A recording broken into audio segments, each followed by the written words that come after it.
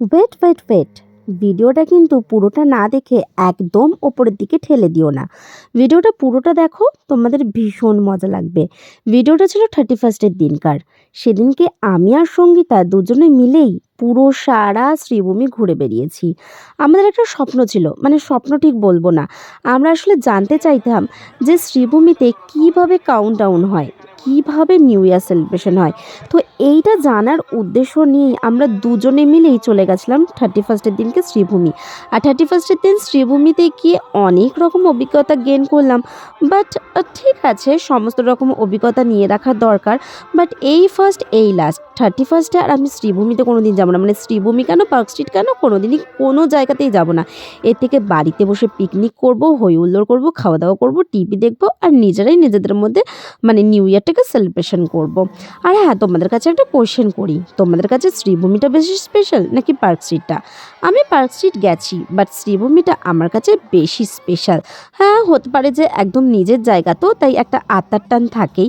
আর শোনো, এতদিন বাদে এই ভিডিওটা পোস্ট করছি বলে কেউ আবার এরকম বলো না আমাকে পাগল ঠাগল, কারণ মধ্যখানে আমি অনেকটাই ব্যস্ত হয়ে পড়েছিলাম, সেই জন্য অনেক ভিডিও আমার জমে গেছে। আর জানুয়ারি মাসটা এখনও চলছে, জানুয়ারি মাসের ভিডিও পোস্ট করছি, এতে আমার মনে হয় না কোনো কিছু দোষের আছে। যাই হোক, এরকম কিন্তু অনেক ভিডিও আসবে, সেগুলো কিন্তু তোমরা অবশ্যই দেখো আর আমাকে অনেক অনেক ভালোবাসা দিও। এবার শোনো শুধু এই যে এখানকার ভয়েসগুলোকে।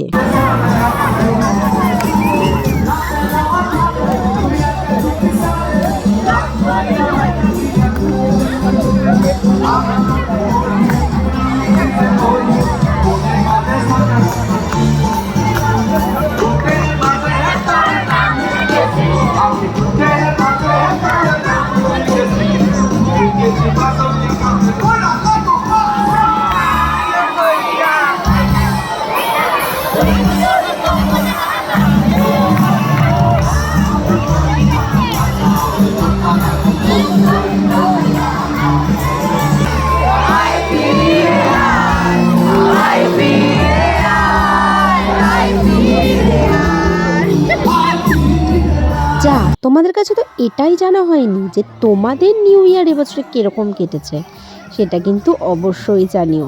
আর হ্যাঁ, 31স্টে কিন্তু একদমই ভিড়ের মধ্যে যেতে যেও না কোনো দিন। উরি বাপরে, সে দম বন্ধ করা পরিবেশ। হই হুল্লোড় হয়েছে ঠিকই, তবে এটাও যেন খুব সাংঘাতিক ব্যাপার, এই যে চাপা চাপি গাদা গাদি, উরি বাবা গো।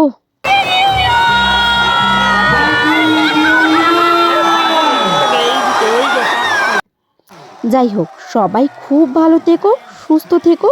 দেখা হচ্ছে নতুন একটা ভিডিওতে। ততক্ষণের জন্য সবাইকে টাটা। আর চোখ রেখো আমার এই পেজটাতে, মানে আমার এই প্রোফাইলটাতে। অনেক অনেক ভালোবাসা তোমাদেরকে বন্ধু।